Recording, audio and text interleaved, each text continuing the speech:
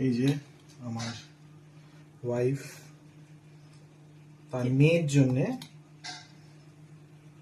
ইয়ে পাচ্ছে, আইসক্রিম পাচ্ছে। এখানে দেখা, এখানে আমার জন্য, আমাদের জন্য পায়েস হচ্ছে। রাত্রিবেলা খাওয়া দাওয়া হয়ে গেছে, ডিনার কমপ্লিট হয়ে গেছে। মাছের ঝোল আর যেরকমটা কি জানো আলু পোস্ত দিয়ে খেয়েছি। এখন ক্যাসপুর জন্য বানাচ্ছি আইসক্রিম।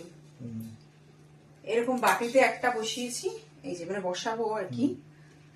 আর এগুলোতে খুব ভালোবাসে আমার মেয়েটা আইসক্রিম খেতে, বেশি দেবো না, চিনি ফিনি কিছুই নেই, জাস্ট র ম্যাঙ্গো দিয়ে আর দুধ দিয়ে, এই আর কি। যখন কালকে খাওয়াবো তখন ভিডিও